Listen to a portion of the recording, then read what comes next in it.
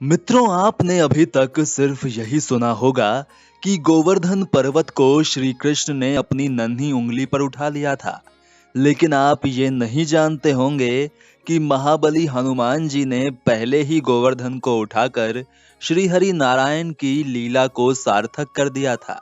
और हनुमान जी के कारण ही आज गोवर्धन पूजा का विधान है। तो आइए जानते हैं क्या है इसके पीछे का अद्भुत रहस्य। गोवर्धन पर्वत को गिरिराज महाराज के नाम से जाना जाता है और इन्हें साक्षात श्री कृष्ण का स्वरूप माना गया है।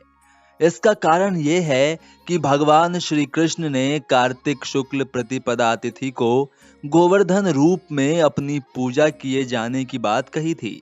धर्म ग्रंथों में वर्णित कथाओं के अनुसार देवराज इंद्र के कोप से गोकुल वासियों को बचाने के लिए श्री कृष्ण ने गोवर्धन को अपनी छोटी उंगली पर उठा लिया था। लेकिन बहुत कम लोग ये जानते हैं कि इस घटना के पीछे हनुमान जी का भी हाथ था।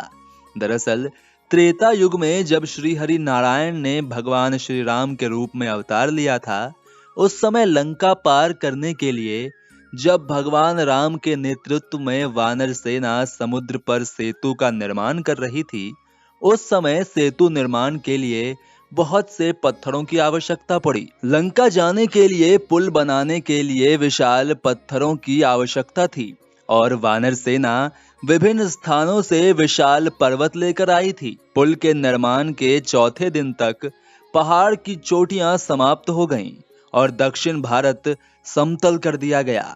इसके बाद पत्थर लेने के लिए हनुमान हिमालय की तरफ उड़ चले। रास्ते में उन्हें शक्तिशाली द्रोणाचल पर्वत मिला। उन्होंने द्रोणाचल को देखा और सेतु निर्माण के लिए उसे भारत के दक्षिणी सिरे पर ले जाने का फैसला किया।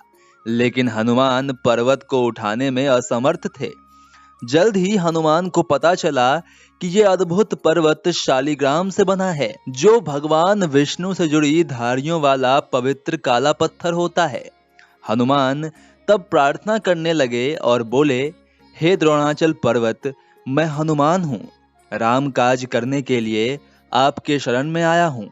मैं आपसे राम काज में शामिल होने का आग्रह करता हूँ। कृपया मेरी आग्रह को स्वीकार करें। साथ ही हनुमान जी बोले कि पुल बन जाने के बाद स्वयं प्रभु श्री राम अपने दिव्य चरणों से आपको स्पर्श करेंगे।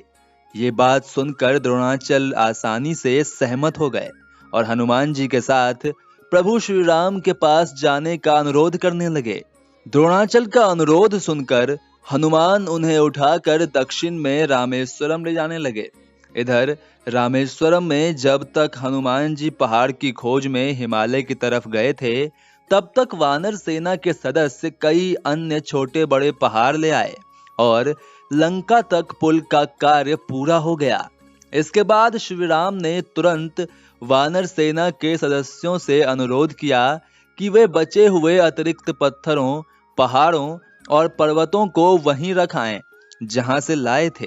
हनुमान जी को पुल के पूरा होने के बारे में तब पता चला जब वे उत्तर भारत के ब्रज क्षेत्र से द्रोणाचल पर्वत के साथ उड़ान भर चुके थे। पुल के पूरा होने के संबंध में श्री राम से शब्द प्राप्त करने वाले हनुमान जी दुविधा में थे, क्योंकि उन्होंने द्रोणाचल पर्वत से वादा किया था कि इसका उपयोग पुल बनाने में किया जाएगा। इस दुविधा के निवारण के लिए हनुमान जी मन ही मन भगवान श्री राम को याद करने लगे। फिर श्री राम ने उन्हें रास्ता सुझाया। श्री राम की आज्ञा पाकर हनुमान जी पर्वत को ब्रज क्षेत्र में पुनः स्थापित कर उनके सामने खड़े हो गए। ये देखकर द्रोणाचल पर्वत हनुमान को उनका वचन याद लाने लगे। इसके जवाब में हनुमान जी ने कहा कि श्री राम जब अपना अगला अवतार श्री कृष्ण के रूप में लेंगे और उस अवतार में वे पहाड़ के चारों ओर खेलेंगे और उसे एक योजना के तहत उठा भी लेंगे, तब मेरा आपसे किया हुआ वादा अवश्य पूर्ण होगा। साथ ही मेरे प्रभु श्री राम ने यह भी कहा है कि पर्वत के रूप में जाना जाने वाला द्रोणाचल द्वापर में लोगों के द्वारा पूजा भी जाएगा। ये सुनकर द्रोणाचल बहुत खुश हो गए। उन्होंने जितना चाहा था प्रभु ने उन्हें उससे कई गुना अधिक दे दिया था।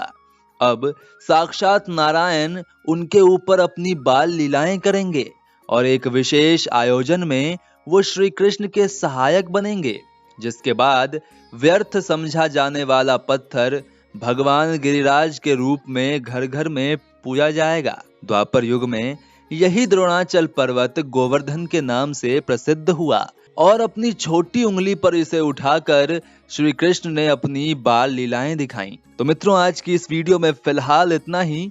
कैसी लगी आपको ये अद्भुत जानकारी, हमें कमेंट बॉक्स में अवश्य बताएं। साथ ही कमेंट बॉक्स में जय श्री राम लिखना बिल्कुल न भूलें।